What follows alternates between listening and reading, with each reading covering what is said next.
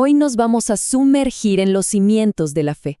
Veremos cómo un movimiento que apenas comenzaba a través de debates, feroces, concilios decisivos y decretos que no se podían mover, se convirtió en una de las instituciones más poderosas de la historia. Y todo, increíblemente, construido a partir de palabras. Y esa es la gran pregunta que nos va a guiar en este análisis, ¿no? O sea, ¿cómo se construye una fe? No solo para que sobreviva, sino para que realmente perdure por milenios. Para encontrar esa respuesta, tenemos que volver a los planos originales. Vamos a meternos de lleno en los documentos de los primeros 5 siglos. Piensen en ellos como el verdadero diseño arquitectónico que levantó una de las instituciones más influyentes de la historia mundial. Arranquemos con el primer pilar, la cadena de mando. Para poder sobrevivir, la Iglesia necesitaba, sí o sí, forjar una autoridad súper clara. Y lo hizo, en medio de disputas constantes y desafíos a su liderazgo. Miren, esta línea de tiempo muestra una evolución que es clave. El rol del Papa pasó de ser un mediador en problemas locales, como lo vemos con Clemente I, a convertirse en el árbitro final de la doctrina con León I. Es, la verdad, una consolidación de poder en Roma fascinante de ver. Es que la antigüedad de esta afirmación es sorprendente.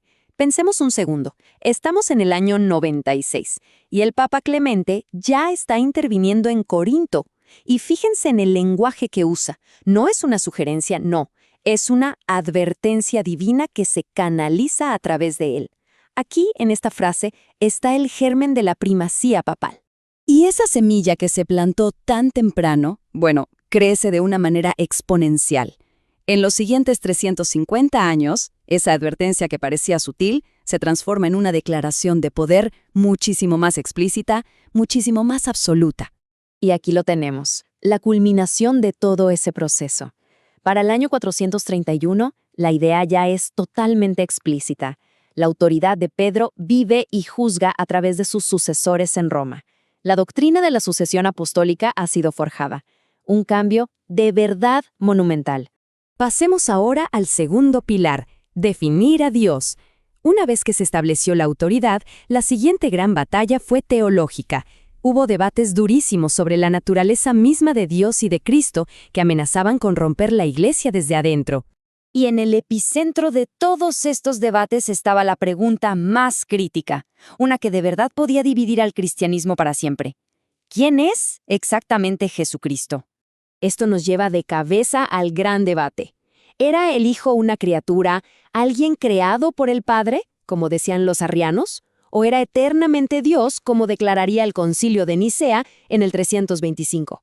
Eran dos maneras de ver la divinidad que eran, fundamentalmente irreconciliables. Y el punto crucial, el nudo de todo el asunto, se centró en una sola palabra, consubstancial, que viene del griego homoousión. Su significado es la clave de todo, de una y la misma sustancia. Esto no decía que Jesús era parecido a Dios, no, establecía que era, en su esencia, plenamente Dios. Y ojo, las consecuencias de rechazar esta definición eran enormes. El credo de Nicea declara que la Iglesia anatematiza, que quiere decir excomulga y condena, a quienes piensen diferente. Esto ya no era filosofía. Esto era una cuestión de salvación eterna. Con la naturaleza del Hijo ya definida, el rompecabezas teológico se expandió. La siguiente pieza que había que encajar era el Espíritu Santo. ¿Cuál era su lugar en esta ecuación divina? La respuesta se consolidó en el año 381. Esta declaración elevó al Espíritu Santo a una divinidad igual, adorado y glorificado junto al Padre y al Hijo. Y con esto, la doctrina de la Trinidad, tal y como la conocemos, quedó sellada.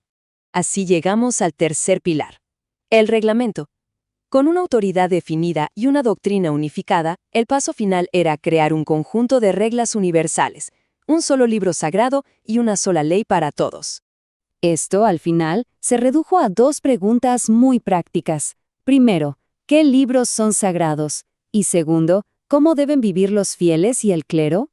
La primera pregunta se resolvió estableciendo un canon oficial de las Escrituras. Concilios, como el de Roma, en el 382, definieron la lista de libros que iban a formar la Biblia, y así crearon un texto sagrado estándar para toda la Iglesia. Y para que no quedara ni la más mínima duda, el Concilio de Cartago en el 397 lo dejó zanjado. Ningún otro texto podía ser leído en la Iglesia como si fuera escritura divina. El debate oficialmente se había cerrado. Pero, claro, un libro sagrado no era suficiente. Se necesitaba un código de conducta. Era el momento de crear un conjunto de leyes de la Iglesia, lo que se conoce como cánones, para regular la vida diaria tanto del clero como de los fieles. El impacto de estas reglas es increíble. Resuena hasta el día de hoy. Vemos aquí decisiones fundacionales como la exigencia del celibato para el clero, la práctica de la confesión en secreto o que la confirmación la hagan solo los obispos. Son normas que forjaron la práctica católica por siglos y siglos. Entonces, para concluir, si damos un paso atrás y miramos el panorama completo, ¿qué vemos? Vemos una iglesia construida sobre palabras de autoridad, palabras de doctrina y palabras de ley. Vimos cómo estos tres pilares se entrelazaron perfectamente. Una autoridad papal que sirvió como el tribunal final, una doctrina unificada que definió las creencias esenciales y, finalmente, unas reglas estandarizadas que crearon un texto y una ley comunes para todos.